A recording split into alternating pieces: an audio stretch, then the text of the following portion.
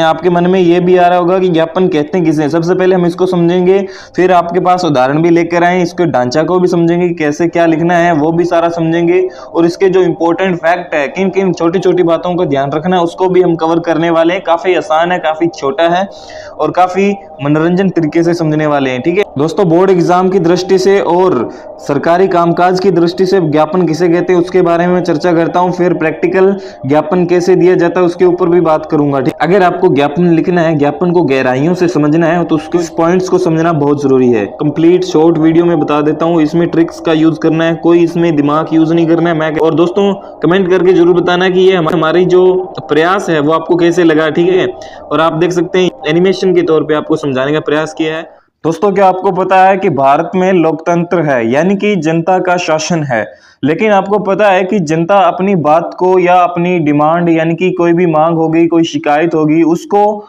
सरकार तक कैसे पहुंचाती है, अपनी बात को सरकार के पास कैसे पहुंचाती है, उसका क्या प्रोसेस है, किस माध्यम से पहुंचाती है? तो दोस्तों उसका जवाब होगा ज्ञापन। दोस्तों ज्ञापन लेखन एक ऐसा माध्यम है जिसके द्वारा जनता अपनी बात को सीधे सरकार तक पहुंचा सकती है। और दोस्तों ज्ञापन का कैसा प्रोसेस है वो बताता हूं आपको। आप देख सकते हैं कि ज्ञापन जनता के द्वारा लिखा जाता है, इसका प्रारूप अभी हम समझने वाले हैं। लेकिन आपको पता है कि ज्ञापन किसको दिया जाता है? ज्ञापन हमेशा सरकारी अधिकारियों को दिया जाता है, जो कि जनता की बात को या मांग को सरकार तक पहुंचाने का काम करते हैं, तो इसे ही ज्ञापन कहते हैं। और दोस्तों आज की इस वीडियो में ही हम सीखने वाले हैं कि ज्ञापन किसे कहते हैं, कैसे लिखा जाता है, सारा प्रोसेस, इसका क्या ड्राफ्ट रहने वाला है, किस ढांचे में इसको लिखा जाता है, संपूर्ण जानकारी इस वीडियो में मिलने वाली है।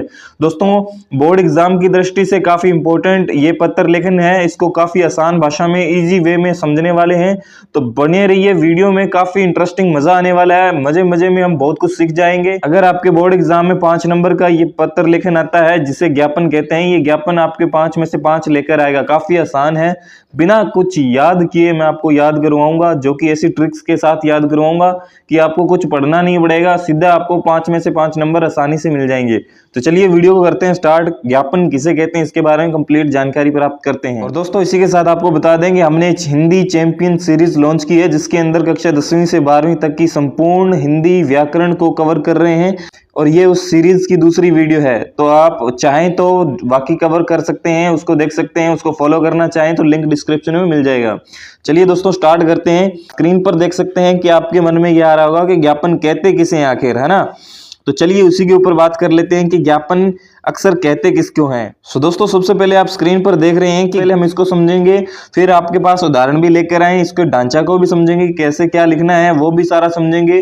और इसके जो इंपॉर्टेंट फैक्ट है, किन किन छोटी छोटी बातों का ध्यान रखना है, उसको भी हम कवर करने वाले हैं। काफी आसान है, काफी छोटा है और काफी मनोरंजन तरीके से समझने वाले हैं। चलिए इसको हम एक नए अंदाज में पढ़ते हैं, एक अलग अंदाज में। ठीक है, आपको समझाने का प्रयास करता हूं कुछ ऐसे फैक्ट के बारे में जैसे कि आपको पता चल जाएगा कि ज्ञापन किसे कहते हैं।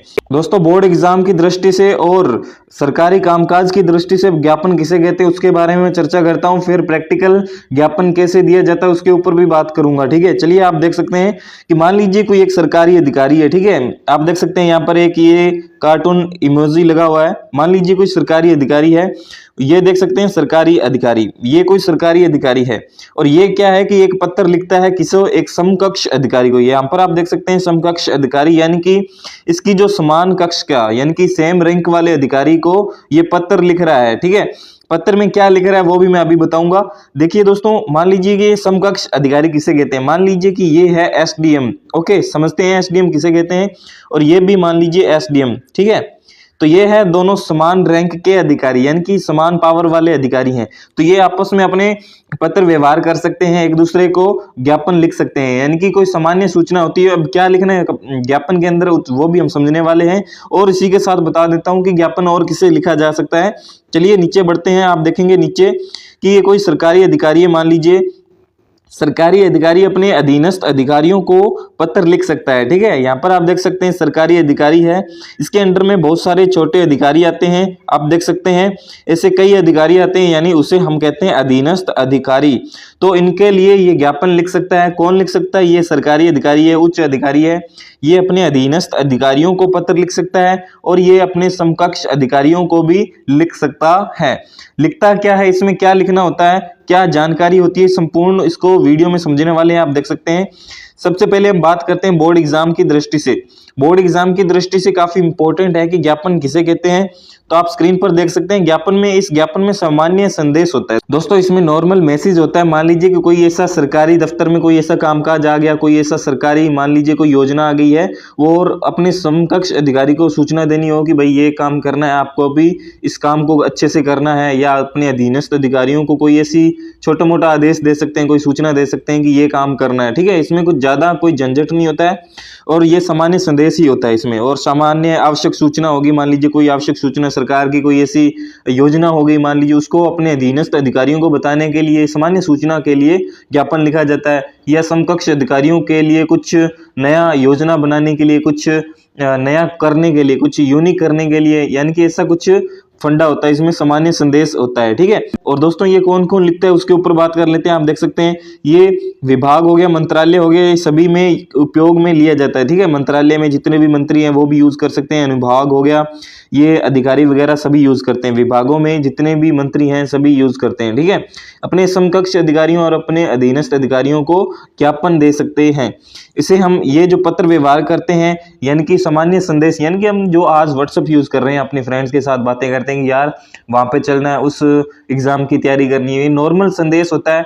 वो एक सरकारी अधिकारी के रूप में जो पत्र व्यवहार होता है उसे हम कहते हैं ज्ञापन। ठीक है, और बात कर लेते हैं प्रैक्टिकल तौर पे। ठीक है, राजनीतिक तौर पे देखिए, मान लीजिए जनता के द्वारा अपनी बात सरकार तक पहुंचानी हो, या अपनी शिकायत सरकार तक पहुंचानी हो, कोई डिमांड हो, कोई सुझाव हो, कोई शिकायत, अनुरोध, निवेदन। ठीक है, आप देख सकते हैं यहाँ पर सभी लिखा हुआ है। ठीक है, तो ऐसी कोई शिकायत होगी, कोई निवेदन, कोई अनुरोध करना हो तो वो हम ज्ञापन देते हैं। ज्ञापन किसे देते हैं? तो देखिए दोस्तों, ये है जनता, फुल जनता है। ठीक है, मान लीजिए जनता का समूह है। ठीक है, तो जनता के समूह, एक लीडर होता है इनका, तो लीडर होता है वही ज्ञापन देता है किसको? सरकारी अधिकारी को। तो यहाँ पर आप देख सकते हैं सरकारी अधिकारी है, ये अधिकारी है, इसको ज्ञापन कौन देता है? ये देता है एक जनता के जो लीडर होता है वो देता है। ठीक है, वैसे सारी जनता का समूह का सभी एक ही होता है, लेकिन एक लीडर के रूप में अलग से दिया जाता है। तो ये एक सुझाव पत्र, शिकायत, निवेदन, अनुरोध, इस प्रकार से इसमें मांग की जा सकती है ज्ञापन में। और मैंने आपको बोर्ड एग्जाम की दृष्टि से भी बता दिया है और प्रैक्टिकल तौर पे भी इसका कैसे यूज होता है वो भी बता दिया है। चलिए आगे बढ़ते हैं। इसके मोस्ट इंपोर्टेंट फैक्ट जो कि अगर आपके एग्जाम में आने की संभावना है, अगर आपको ज्ञापन लिखना है, ज्ञापन को गहराइयों से समझना है, तो उसके लिए इस पॉइंट्स को समझना बहुत जरूरी है। समझते हैं कि ज्ञापन की कुछ गहराइयों में चलते हैं। काफी छोटे छोटे इंपैक्ट पॉइंट है, इनको समझ लेने के बाद मैं कहता हूं कि आप इसको बहुत गहराई से समझ जाएंगे। ठीक है, तो चलिए, ज्ञापन एक औपचारिक पत्र है। आप देख सकते हैं ज्ञापन एक औपचारिक पत्र है, यानी कि फॉर्मल लेटर है। ठीक है, यानी कि ऐसा नहीं है कि हम अपने भाई, पिताजी, माता, बहन को, चाचा, ताऊ, मामा को लिख रहे हैं, वो अनौपचारिक होता है, इनफॉर्मल होता है। ठीक है, तो ये औपचारिक पत्र है, ये सरकारी कामकाज के लिए ही होता है। ठीक है, चाहे वो जनता के द्वारा दिया जाए या अधिकारी से अधिकारी के लिए दिया जाए। ठीक है, तो स्टार्टिंग करते हैं पहले पॉइंट से। आप देख सकते हैं कि ये एक पैराग्राफ में सूचना दी जाती है, इसी को ये मोस्ट इंपोर्टेंट पॉइंट मान लीजिए दोस्तों।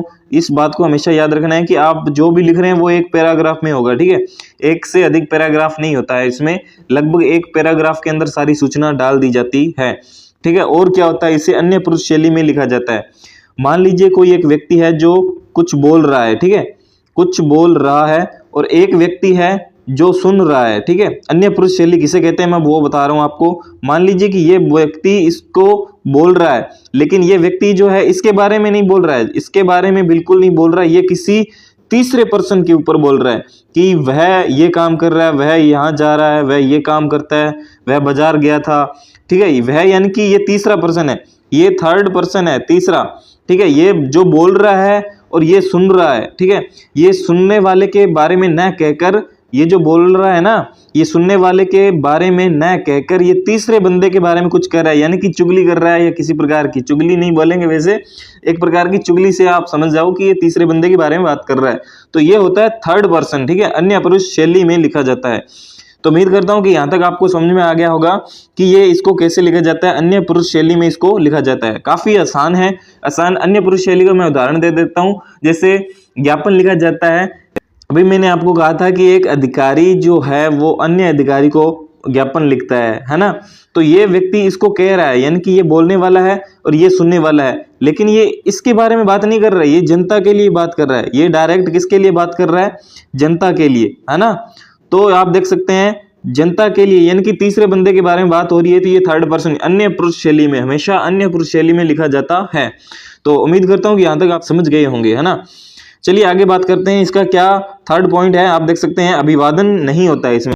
दोस्तों जैसे हम अपने पिताजी को पत्र लिखते हैं, मनी ऑर्डर हो गया, इस प्रकार के जो पारिवारिक पत्र लिखते हैं, उसमें जैसे कहते हैं नमस्ते, नमस्ते, सुप्रभात, नमस्ते, प्रणाम, ये सारा मैटर है। अभिवादन यानी कि अभिवादन इसमें नहीं होता, इसमें डायरेक्ट सीधा ही होता है, ठीक है। अभिवादन इसमें नहीं होता, ये औपचारिक पत्र है, एक कार्य के लिए, सूचना के लिए दिया जाता है। इसमें कोई ये पारिवारिक पत्र नहीं है कि नमस्ते, गुड मॉर्निंग, नमस्ते, हेलो, हाय, ये कुछ नहीं होता है इसमें। इस चीज का ध्यान रखना आपको। चौथा होता है, आप देख सकते हैं स्क्रीन पर, चौथा है हमारे पास, चौथा है कि अंत में प्रशंसा वाक्य नहीं होता है। दोस्तों एक बोर्ड एग्जाम की दृष्टि से बात करूं तो प्रशंसा वाक्य नहीं होगा। और मान लीजिए कि सरकारी अधिकारी को लिख रहा है, ये एक सरकारी कार्यकारी के रूप में लिख रहे हैं, तो इसमें भी प्रशंसा वाक्य नहीं होगा। अगर आप चाहें राजनीतिक रूप से, आप जो प्रैक्टिकल तौर पे डेली लाइफ में यूज किया जाता है, तो उसमें हो सकता है यूज किया जा सकता है, लेकिन अगर आपको 5 नंबर लाने हैं तो उसके लिए, उसकी दृष्टि से ये इंपॉर्टेंट नहीं है, ठीक है दोस्तों। ये इसको क्रॉस मार दिया मैंने, ये नहीं लिखना है, ठीक है। और अभिवादन भी नहीं होता है। इन दो चीजों को ध्यान रखना है कि ये दोनों चीजें नहीं होगी। और क्या होगा, आप देख सकते हैं कि एक पैराग्राफ में लिखना है और एक अन्य पुरुष शैली में लिखना है, ठीक है। पुरुष शैली समझ गए ना, कि यानी कि जो वक्ता है, जो बोल रहा है, जो स्पीकर है, जो सुनने वाला है, उसके बारे में बात ना कहकर किसी तीसरे बंदे के बारे में बात कर रहा है, वो होती है अन्य पुरुष शैली, ठीक है। चलिए आगे बात करते हैं, आगे क्या कुछ है। चलिए दोस्तों बढ़ते हैं, अब आपके बारे में प्रारूप को समझा देते हैं कि इसका प्रारूप क्या रहने वाला है, कैसे क्या लिखना है, उसके बारे में कंप्लीट शॉर्ट वीडियो में बता देता हूँ। इसमें ट्रिक्स का यूज करना है, कोई इसमें दिमाग यूज नहीं करना है। मैं कहता हूँ बहुत आसानी से, अगर आपके क्लास में सबसे निठल्ला बंदा है ना, वो भी इसको कर लेगा। काफी आसान है। पे इसमें देखो नंबर ले जाने कितने फ्री मार्क्स मिल रहे हैं आपको। कैसे मिल रहे हैं आपको बता देता हूँ। ये इतनी बॉडी आप देख रहे हैं, सबसे ऊपर वाली है, सबसे ऊपर वाली देख रहे हैं आप, इसमें बिल्कुल फ्री के मार्क्स हैं, ये भी फ्री के मार्क्स हैं, ये भी फ्री के मार्क्स हैं, ये भी फ्री का है। विषय भी आपको क्वेश्चन में मिलेगा, सब कुछ आपको क्वेश्चन में मिल रहा है, फिर आपको क्या दिक्कत है, ठीक है। तो ये देख सकते हैं काफी आसान है। चलिए इसको समझते हैं। सबसे ऊपर आएगा सरकार का रूप, आप देख सकते हैं सरकार का रूप आएगा। सरकार कौन सी? एक तो होती है भारत सरकार, सेंटर सरकार, वो तो एक ही है, ठीक है दोस्तों। यानी कि हम लिख देंगे भारत सरकार सबसे ऊपर, ठीक है। अगर भारत सरकार के संबंधित नहीं आया, मान लीजिए कोई स्टेट लेवल यानी कि राजस्थान लेवल का आ गया, जैसे राजस्थान, उत्तर प्रदेश, महाराष्ट्र, गोवा, मध्य प्रदेश, ऐसे जितने भी राज्य हैं उसके अलावा आ गया, तो वो राजस्थान सरकार यानी कि राज्य सरकार है, तो वो सरकार आ जाएगा, सरकार का रूप है राज्य सरकार का, ठीक है। आपका कोई भी स्टेट आ सकता है, जैसे राजस्थान, मैं राजस्थान से हूं, राजस्थान का आ जाएगा, ठीक है। तो आप लिखेंगे राजस्थान सरकार, फिर उसका जो मंत्रालय, राजस्थान सरकार में किस मंत्रालय की बात हो रही है, किस मंत्रालय से पत्र लिखवाया जा रहा है, तो वो उस मंत्रालय का या विभाग का नाम आ जाएगा यहाँ पर दूसरी लाइन में, ठीक है। और तीसरी लाइन में उस मंत्रालय या उस विभाग का मुख्यालय लिखना है, जैसे शासन सचिवालय ऐसा लिख देना है, और उसकी जगह उसके आगे लिख देनी है, इस प्रकार आगे, ठीक है। तो 3 लाइनें बिल्कुल इजी कवर हो जाएंगी, आपके क्वेश्चन में मिलने वाली हैं बिल्कुल फ्री में, ठीक है। उसके आगे बात कर लेते हैं। जस्ट उसकी नीचे वाली लाइन में, जस्ट नीचे वाली लाइन में इधर लेफ्ट साइड में आप, यानी कि बाईं तरफ से आपको लिखना है पत्र क्रमांक। पत्र क्रमांक कैसे लिखना है मैं अभी आपको एग्जांपल में बताऊंगा। और इस प्रकार आगे राइट साइड में आप देख सकते हैं दिनांक आएगी, ठीक है। दिनांक को कैसे लिखना है वो भी मैं आपको एग्जांपल में बताऊंगा। और यहां तक आप देख सकते हैं उसके नीचे जो हम पत्र लिख रहे हैं, पत्र लिखने का कौन सा रूप लिख रहे हैं, ज्ञापन लिख रहे हैं, तो ज्ञापन की हेडिंग आ जाएगी यहाँ पर, ठीक है। अब देखो मेन इंपॉर्टेंट फंडा यहाँ पर समझने की वाली बात है, सबसे इंपॉर्टेंट बात है कि यहाँ पर आपको विषय लिखनी है। पिछली वीडियो में हमने सीखा था कि अधिसूचना में विषय नहीं लिखा जाता है। यहाँ पर आप देख सकते हैं कि यहाँ पर विषय भी आपको लिखना होगा, किस मुद्दे पर आप ज्ञापन के रूप में आप सूचना दे रहे हैं, किस प्रकार की आपकी शिकायत है, मांग है या अनुरोध कर रहे हैं, वो विषय जरूर लिखना है। किस टॉपिक पर आपसे पत्र लिखवाया जा रहा है वो भी आपको क्वेश्चन में मिलेगा, वो एज इट इज आप इसमें लिख सकते हैं, काफी आसान है। तो यहाँ तक मैं कहता हूँ कि आपको नहीं भी कुछ भी नहीं पढ़ा है बोर्ड एग्जाम में तो भी आप आसानी से लिख सकते हैं। ठीक है, अब बात करते हैं मेन बॉडी के ऊपर। इसको कैसे लिखना है इसको मैं अभी बताऊंगा उदाहरण में। ठीक है, ये होती है मेन बॉडी, जो आपसे पूछा गया वो सारा मैटर इसी के अंदर लिखना है। वो कैसे लिखना है मैं उदाहरण में बताऊंगा। हो सकते हैं वीडियो काफी लंबी हो चुकी है, मैं पार्ट 2 लेकर आऊंगा, उसमें आपको कंप्लीट से बताऊंगा, लिंक डिस्क्रिप्शन में मिल जाएगा। ठीक है, चलिए उसके नीचे क्या लिखना है। अब मेन बॉडी आपने लिख ली है, उसके नीचे क्या लिखना है, आपको सिग्नेचर करने हैं, यहाँ पर आप देख सकते हैं। ठीक है दोस्तों, सिग्नेचर करने, हस्ताक्षर आ जाएंगे आपके यहाँ पर। जो भी पत्र लिख रहा है आपको क्वेश्चन में मिल जाएगा कि आप फला फला विभाग के सचिव हैं, अध्यक्ष हैं, या इस जिले के आप कलेक्टर हैं, या इस शिक्षा विभाग के आप शिक्षा मंत्री हैं। ठीक है, तो वो आपका पद आ जाएगा। सचिव हो गया तो आपका सैन हो जाएगा आपके नाम का, और आपका पोस्ट क्या है वो आपकी पोस्ट आ जाएगी। पोस्ट वो किस मंत्रालय की है, विभाग की है, वो यहाँ पर आ जाएगी। ठीक है, और वो विभाग कहाँ पर है, उसका मुख्यालय शासन सचिवालय किस जगह पे, जैसे जयपुर, जोधपुर, बीकानेर, आपकी जो भी लोकेशन होगी वो इसके नीचे आ जाएगी। अब देखो यहाँ तक काफी आसान है। ठीक है, अब इसके नीचे वाली लाइन में इधर लेफ्ट साइड में हमें क्या लिखना है, ये काफी इंपॉर्टेंट है।